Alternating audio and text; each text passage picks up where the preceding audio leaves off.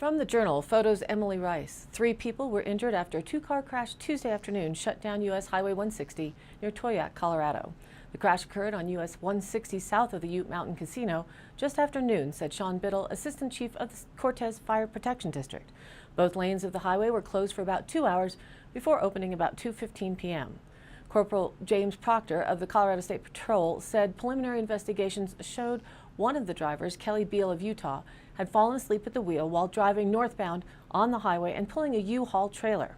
She had reportedly drifted into the southbound lane, colliding almost head-on with the Toyota Corolla being driven by Zilong Bian, who Proctor said was from Washington. John Trocheck, chief of the Ute Mountain Ute Fire Department, said Beal's vehicle caught fire near the engine after the crash. He said a passerby used a fire extinguisher on the vehicle and firefighters finished putting out the flames with water. Trocheck said Ute Mountain Ute and Cortez firefighters worked together to extricate a passenger from the vehicle. That passenger, whom Proctor identified as Nicholas Beal, sustained serious injuries and was transported to San Juan Regional Medical Center in Farmington on a Flight for Life helicopter.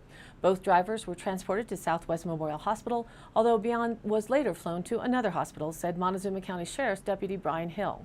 Proctor said Kelly Beal was cited on suspicion of careless driving leading to injury and failing to provide proof of insurance.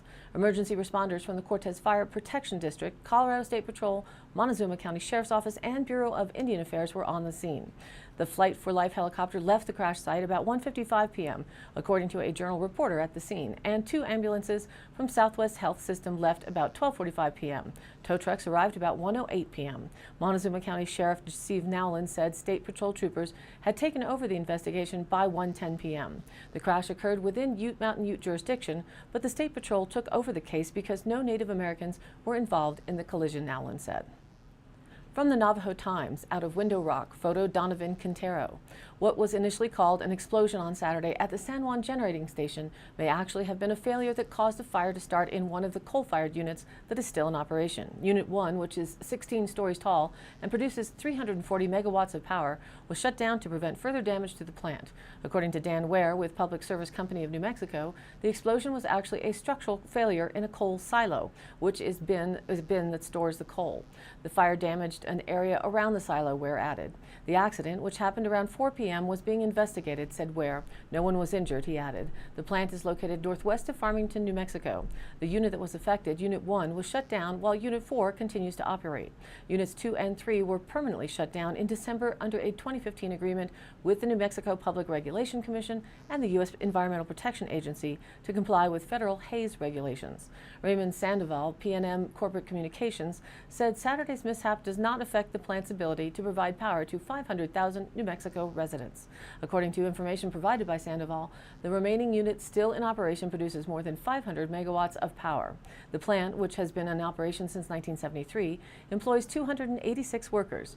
According to PNM's Integrated Resource Planning, it will be closed by 2022, when the coal supply agreement expires. Sandoval on Monday said the unit would be kept offline until the investigation is completed. From the Journal, Susan Montoya Bryan and Morgan Lee, AP Photos. New Mexico farmers produced fewer of the state's famed hot peppers in 2017, and data released by federal and state agricultural officials show the value of the chili crop has declined. The tallies for the last growing season show planted chili acreage has shrunk by more than half over the last 17 years, from a peak in 2005 of 17,500 acres to 8,100 acres last year. About 94% of that was harvested.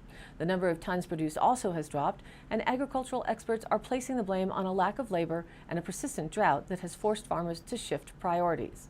As for the value of the crop, that dropped to an estimated $44.6 million in 2017, despite continued demand for New Mexico's signature crop. New Mexico Agriculture Secretary Jeff Witt said March 14th that limited irrigation supplies have resulted in farmers focusing what little water they do get on more permanent crops, such as the pecan orchards that line the Hatch and Mesilla valleys in southern New Mexico. That has left annual crops such as chili, lettuce, and onions in the dust. Still, Witt said there's no danger of New Mexico's annual tradition of roasting green chilies going by the wayside. Rest assured, there are still growers who are growing quite a bit of green chili for the fresh market, he said. Production of 2017 topped out at 62,700 tons, compared to 69,600 tons the previous year. Nearly 80% of that was sold for processing, with the remainder going to the fresh market. Production has remained close to 60,000 tons or more over the last decade, with the exception of 2007, when the number dropped below 50,000. Stephanie Walker, a vegetable specialist at New Mexico State University, has been working for years to address the issue that make green chili such a difficult crop to harvest. Then there's the removal of the stems that's required for commercial processing. Walker is close now, having 2 trial seasons under her belt with a new variety that was bred to make harvesting and processing easier. The machinery is still being engineered, and Walker said that will be the key to getting the new variety of peppers into the commercial market. I think once that happens, you'll see the acres come back, but a lot of the farmers are just struggling to find a consistent labor pool, Witt said. Advances in technology and more efficient practices by farmers have allowed production levels to remain high while overall acreage has declined, Witt said. He used the recent dry years as an example. The farmers, they're really using every gallon of water to its maximum capacity, and that's why we are still seeing the yields that we are. The National Weather Outlook, with data from Raytheon Technologies for the National Weather Service. Again, the big weather news is for New England and the eastern seaboard, as the possibility of a 4th nor'easter may be coming together to impact the region at the end of this week. Long-duration storm to bring heavy, wet snow in parts of the northeast. There's risk of downed trees, regional power outages, moderate coastal flooding, beach erosion is also likely, and of course then travel will become dangerous, especially on secondary roads, and if you plan to fly, expect flight delays and cancellations. The storm will continue to produce snow and cause travel disruptions from parts of the Midwest and southern Appalachians to the mid-Atlantic and coastal New England during the first couple of the days of spring. And some of the snow totals are going to be over a foot deep in places, unlikely to have that large of a buildup in the past, such as Long Island. In the southeast, a tornado touched down in Jacksonville, Alabama, and tore through the area, causing extensive damage. Rain, mountain snow, and gusty winds will also spread across the northwest during this time, but California will face the greatest hazards to lives and property. The potential exists for 2 to 6 inches of rain, with locally higher amounts to inundate the area north of Los Angeles to Point Conception, as well as to the intermediate western slopes of Sierra Nevada. Regionally, back in our neck of the woods, the forecast for snow that will linger across Colorado's northern and central mountains today and tonight continues to bring an additional 1 to 2 inches of snow to some areas. The next chance for significant accumulating snow arrives Thursday and could potentially bring prolonged periods of rain and snow to the area well into Friday. Mild temperatures and trace moisture from the atmospheric river event impacting Southern California could result in prolonged periods of rainfall over snow-covered mountain areas. This could present localized drainage issues for some areas. And the 5-day DCTV outlook today: partly sunny with a high near 56 degrees, south-southeast winds 5 to 15 miles an hour, becoming west-southwest in the afternoon. Tonight mostly cloudy with a low around 36. West-southwest winds 5 to 10 miles an hour, becoming east-southeast in the evening. Then Thursday mostly cloudy with a high near 65 degrees. Breezy with a south wind 10 to 15 miles an hour, increasing to 15 to 20 in the afternoon. Winds could gust as high as 30 miles an hour. And Thursday night showers are likely, mainly after midnight though. Cloudy with a low around 43 degrees, breezy with a south-southwest wind of 15 to 20 miles an hour, and the chance of precipitation is 60%. Friday showers likely, mainly before noon, then mostly cloudy with a high near 56 degrees, south-southwest winds around 15 miles an hour with gusts as high as 25. The chance of precipitation on Friday is 70%. Friday night partly cloudy with a low around 33. Then Saturday mostly sunny with a high near 58 degrees. Breezy, as they say. Saturday night partly cloudy with a low around 32. Sunday sunny, mostly sunny with a high near 53. Sunday night partly cloudy with a low around 28. Then Monday mostly sunny with a high near 49. Monday night partly cloudy with a low around 27. And now back to the news.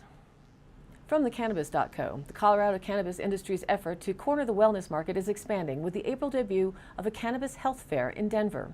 Rhino Cares, spelled R-I-N-O, Cannabis Health and Wellness Fair, is coming to Cultivated Synergy Event Center at 2901 Walnut Street on April 15th, 2018. The free event, restricted to those 21 and older, will offer health screenings, medical marijuana care provider registrations, healthy cooking demonstrations, panels for industry discussions, locally made products, and even creative demonstrations, organizers say. Jared Penman, owner of Rhino Supply Company, is excited for this event. His medical marijuana dispensary has been practicing community engagement since opening in 2009. This event is its most ambitious #RhinoGivesBack project yet. As the medicinal benefits of cannabis continue to be researched and proven, said Penman, we are looking forward to providing a platform and forum for experts and the public to learn more about cannabis and its myriad of uses. The fair's panel will include Dr. Michelle Ross, PhD, founder and executive director of the Denver-based Impact Network; Mary Otañez, PhD and Associate Professor of Anthropology at the University of Colorado, Denver; Jordan Helene Person, a business owner and the Executive Director of the Denver chapter of NORML; Jeff Campbell, a spoken word artist and activist; and a two-part culinary demonstration by Chef Jay McCoy. In its most utilitarian offering, the fair will offer free health care screenings for people who wish to apply for medical cannabis cards. Dr. Ronald Frankel, a clinical doctor who will be on the panel, will also be available to meet with attendees who seek their medical card. If you're one of them, organizers caution you need to bring $80 cash and a valid Colorado driver's license or form of ID. Of the $80 amount, half of that will be donated to support veterans. The fair is ages 21 and up and is a non-consumption event. It will be held Sunday, April 15, 2018 from 10 a.m. to 6 p.m. Find more information and a full list of the panel speakers online at Picatic, PICATIC.com/RhinoCares2018. Today's High Canyon Country happening, Saturday, March 24th. There will be a driver's meeting at the Fairgrounds Speedway in Cortez. Racers and volunteers, please attend this short meeting before the start of the season. The track is located at 6945 Road 24.2 in Cortez. The race schedule for Fairgrounds Speedway 2018 is the first race weekend will be May 18th and 19th, then June 29th and 30th, July 13th and 14th, July 27th and 28th, August 24th and 25th, and finally September 14th and 15th. In Mancos, March 21st and again April 11th, Mancos United Methodist Church is hosting free classes. Restore our land, support our community. Let's garden and shop locally. All are welcome to attend. On March 7th, they held gardening introduction. Today, March 21st, seed starting and garden preparation. And finally, on April 11th, Farmers' Perspective of Eating Locally, farmers markets, and CSAs. For inquiries, call 970-533-7460. The Tabawatchie Trail Riders are hosting a lip sync contest on March 23rd and 24th at the Nucla High School from 7 to 9 p.m. each day. It's a fundraiser to support their club and see a fabulous show. Cost is $5 per person or $20 for the family. And all of these happenings are posted on our DCTV News at Noon Facebook page, along with the YouTube replays, weather, and original stories and local posts. To share your event or information, contact us by email dcbnnews@gmail.com or call the station at 970-677-4119.